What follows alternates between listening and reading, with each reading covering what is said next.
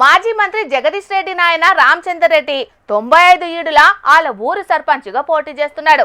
అట్లనే 82 ఏళ్ల ఈడుల కాశీపేట వెంకటమ్మ అనే అవ్వ కూడా స్థానిక బరిలో నిలుస్తున్నదని మన జోదార్ వార్తల్లో చెప్పుకున్నాం కదా. మొదటి విడత జరిగిన ఎన్నికల్లో ఈ ఇద్దరు పెద్ద మనుషులు కూడా ప్రజల మద్దతుతోని గెలిచి సర్పంచులు అయ్యిండ్రు. మరాల ముచ్చటేందో పురాగార్చుకుందాం పాండ్రి. 95 ఏళ్ల ఈడులా కూడా నవయువకులతో సమానంగా పోటీ పడ్డట్టు ప్రచారం చేసిన ఈ రామచంద్రారెడ్డి తాత మొత్తానికైతే ఎన్నికలకు ముందు మన హెచ్ఎంటీవీతో చెప్పినట్టు బరాబరి గెలిచి చూపెట్టిండు. 95 ఏళ్ల ఈడులా సర్పంచ్ అయిన వ్యక్తిగా రికార్డులా కూడా ఎక్కిండు. భవిష్యత్తులో గింత పెద్ద వయసులో సర్పంచ్ అయ్యి తాత రికార్డును బద్దలు కొట్టుడు మాత్రం కష్టమే పోండ్రి. ఇక ఈ పారి సూర్యాపేట జిల్లా నాగారం సర్పంచే గెలుస్తా, 100 ఏళ్ల పుట్టినరోజు వేడుకలు సర్పంచ్ హోదాలనే జరుపుకుంటా, అట్లనే ఈ ఊరికి అవసరమైన 2-3 పనులు కూడా చేస్తా అని మాట ఇచ్చిండు.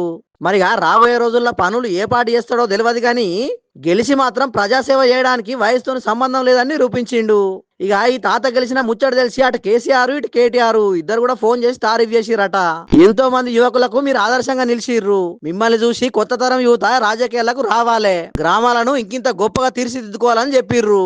ఇది ఇట్లుంటే పెద్దపల్లి జిల్లా మంత్రి మండలం ఉప్పట్ల ఊరి సర్పంచ్ గా 82 ఏళ్ల కాశీపేట వెంకటమ్మ అనే ఈ అవ్వ కూడా భారీ మెజార్టీతో సర్పంచ్ గా గెలిచింది.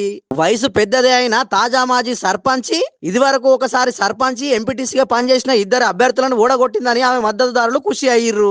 నన్ను భారీ మెజార్టీతో గెలిపించిన నా ఊరి ప్రజలకు గొప్పగా సేవ చేస్తానని, నా అనుభవంతో ఊళ్ళో ఉన్న తక్లీఫ్లన్నీ తీరుస్తానని చెప్పుకొచ్చింది. సార్, నా పేరు కాశీపేట వెంకటమ్మ.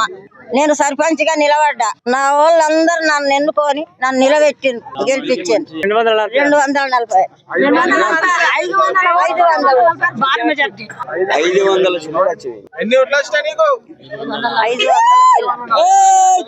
గింత పెద్ద ఈడులా గ్రామ పంచాయతీ సర్పంచులుగా పోటీ చేసుడే కాదు, భారీ మెజారిటీతో గెలిచిన ఈ ఇద్దరు కూడా ఆయుర ఆరోగ్యాలతో చల్లగా ఉండాలని, వాళ్ళ ఊర్లను దేశంలోనే గొప్ప ఆదర్శ గ్రామాలుగా తీర్చిదిద్దాలని, రాజకీయాలంటేనే దూరం ఉండే యువత కూడా వీళ్ళను ఆదర్శంగా తీసుకొని రాజకీయాలకు వచ్చి గ్రామాల అభివృద్ధిలో భాగస్వామ్యం కావాలని మన జోర్దార్ వార్తల తరఫున కూడా కోరుకుంటున్నాం.